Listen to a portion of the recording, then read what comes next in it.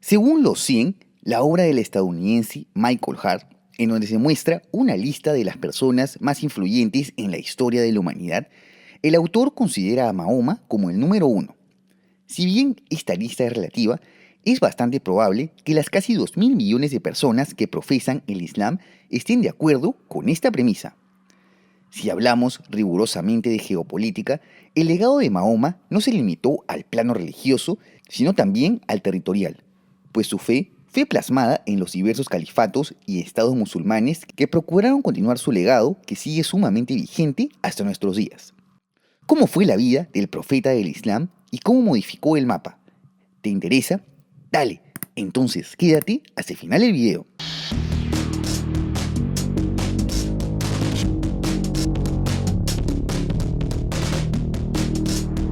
Mahoma, cuyo nombre completo en árabe es Abu y-Qasim Muhammad bin, nació en la Meca en el año 570. En ese entonces, la ciudad no estaba incluida dentro de ningún estado y era controlada por la tribu árabe de los Quraychitas, que a su vez estaba dividida en clanes. El que nos compete es el de Banu Hashim, al cual pertenecía la familia de Mahoma. Como dato curioso, la actual dinastía hachemita que reina en Jordania y que en algún momento intentó unificar a todo el mundo musulmán, alega provenir de este clan. Su padre, Abdullah, murió cuando Mahoma se encontraba dentro del vientre de su madre, quien a su vez falleció cuando el profeta tenía 6 años de edad. Como era tradición en ese entonces, los niños eran enviados a vivir con las tribus beduinas, árabes nómadas que habitaban en los desiertos y eran conocidos por su honradez y carencia de vicios. A la edad de 8 años, quedó bajo custodia de su tío, Abu Talib, quien se había convertido en el líder de la tribu de Banu Hashim. De la mano de su nuevo tutor, Mahoma viajaba constantemente a Siria, en donde ganó experiencia en las rutas comerciales. Según la tradición islámica, a la edad de 12 años conoció a un monje cristiano llamado Bahira, quien había vaticinado que el niño sería un profeta de Dios. Durante los años siguientes, se habría convertido en un próspero comerciante y en el 595 conoció a una mujer de negocios, Jadilla, quien se convertiría en su primera esposa, con quien tiene su primera hija, Zainab.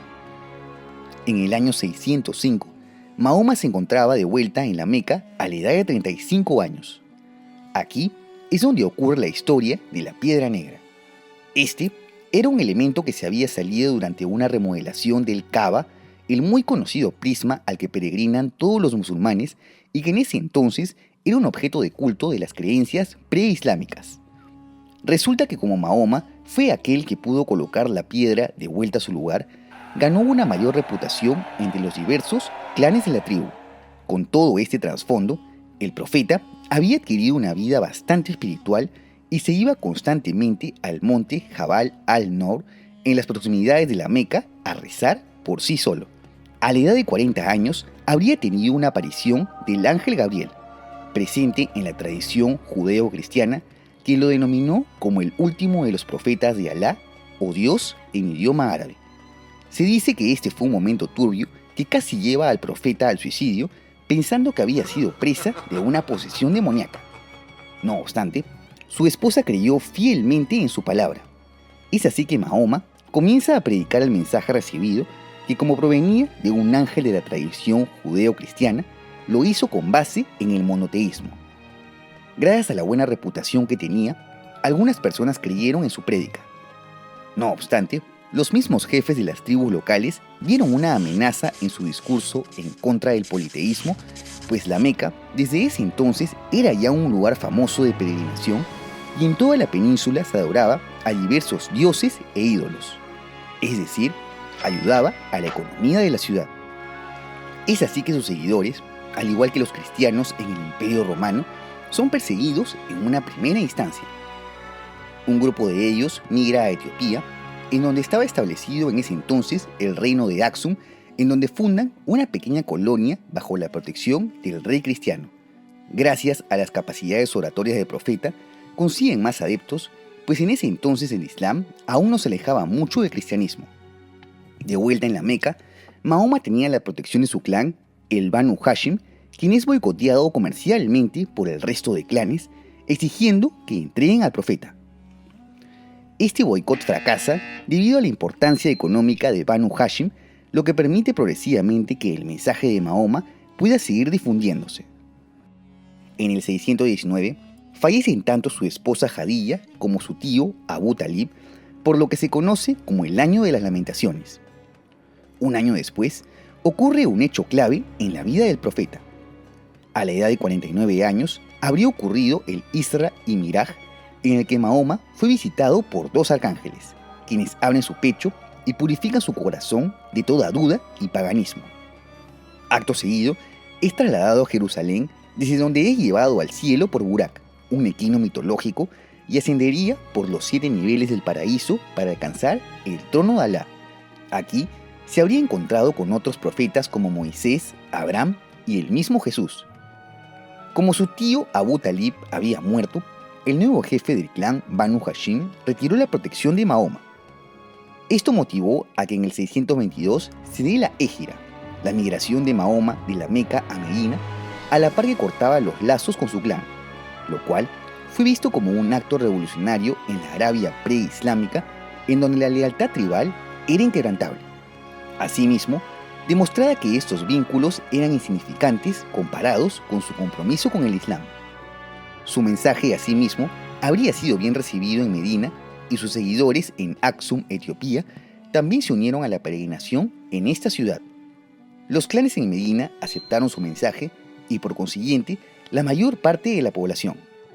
En la Meca, por su parte, los musulmanes o seguidores de Mahoma no le estaban pasando nada bien, y sus propiedades estaban siendo confiscadas. Mahoma va consiguiendo entonces alianzas con las tribus vecinas que también adoptan el Islam a cambio de protección y que eran selladas mediante matrimonios. El profeta se casa con Aisha, la hija de 12 años de su sucesor y amigo Abu Bakr, y con Hafsha. Otro matrimonio importante es el de Fátima, la hija de Mahoma, con su primo Ali ibn Abi Talib. Acuérdate de estos dos nombres. Las tensiones entre ambas ciudades estallarían finalmente en el 624, cuando se da la batalla de Badr, en la que, a pesar de contar con solo 300 hombres, derrotan a los 1000 soldados de la Meca. Para los musulmanes, la victoria en Badr era una ratificación divina de que Mahoma era el legítimo profeta. Acto seguido, judíos y cristianos que habitaban en la ciudad son forzados a convertirse al Islam, o de lo contrario, serían desterrados. Las siguientes batallas se dan en Uqt, seguido por un asedio a Medina por parte de los Quraychitas, quienes fracasan en su intento. Importante resaltar que diversas tribus se habían unido a uno u otro bando en lo que se conoce como las guerras musulmanas quraychitas. En el 628 se firma una tregua mediante el Tratado de Hudaybiyah. Acto seguido, y gracias a la siempre creciente popularidad del profeta, el Islam se sigue expandiendo por la península arábiga, mientras que el politeísmo se asociaba cada vez más con el vicio. Para el año 630, Mahoma había reunido un ejército de 10.000 hombres y rompe la tregua al invadir la Meca.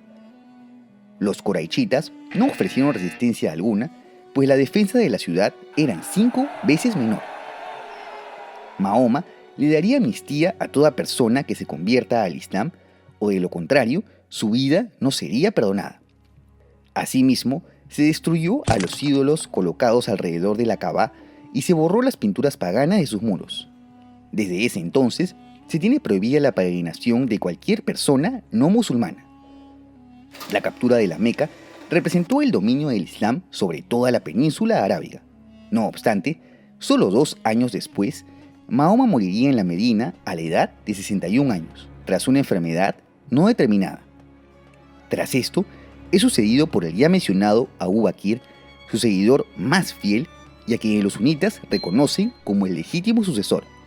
No obstante, otros musulmanes consideraban que Ali debía ser el sucesor por ser su yerno y primo, y de ellos descienden los chiitas. Pero bueno, habiendo repasado la historia y vida de Mahoma, que a su vez narra el origen del Islam, toca ver el tema del video. Cómo la esencia de este personaje afectó al mapa. Hacia el 620, cuando Mahoma habría ascendido al cielo, en las regiones que nos compete, norte de África, Oriente Próximo y Asia Central, predominaban los imperios bizantino, el persa sasánida y el Kanato túrquico. predecesores de los otomanos. Tras la muerte de Mahoma, se funda el Califato Rashidun, de los 4 califas bien guiados que siguieron el legado directo del profeta. Antes de desaparecer en el año 661, este estado había conquistado completamente al decadente Imperio Sasánida y expulsado a los bizantinos de Egipto y gran parte de Anatolia, ganando terreno sobre el zoroastrismo y el cristianismo respectivamente. El mayor esplendor geográfico del Imperio musulmán unificado se da con el Califato Omeya, que para el 750, poco antes del ascenso de la dinastía Abbasí, había conseguido la conversión de los túrquicos al Islam y expulsado completamente a los bizantinos del norte de África, a la par que los bereberes de esta última región abrazan la nueva fe. Asimismo, la península ibérica, dominada por los visigodos, también cae ante la expansión musulmana.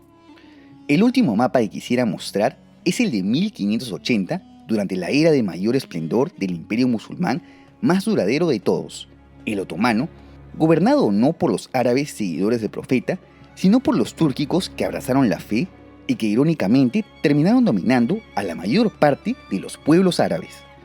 Asimismo, los persas, otrora conquistados por el Islam y ahora basados sobre el imperio safávida, también se convirtieron al Islam, pero en su versión chiita, y en la India se fundó un nuevo estado musulmán túrquico conocido como el Imperio Mogol.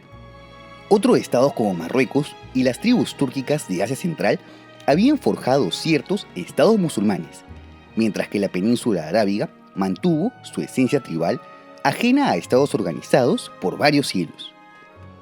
Todos estos cambios políticos en el mapa se dieron cuenta como causa directa de la aparición del Islam que se personifica sobre la figura de Mahoma, un personaje que lleva bien merecido estar entre los más influyentes de todos los tiempos y que hasta hoy en día deja un legado vivo en casi 2.000 millones de personas que continúan siendo fieles a su mensaje. ¿Cómo crees que hubiese sido la historia si el profeta del Islam no hubiese existido? No te olvides de dejar tu comentario y de suscribirte al canal. Asimismo, te dejo en la descripción mis redes sociales y por si quieres ver los nuevos videos en preestreno y tener una mayor interacción conmigo, tus donaciones en Patreon, unahermanito.net o miembros del canal son bienvenidas. ¡Hasta la próxima!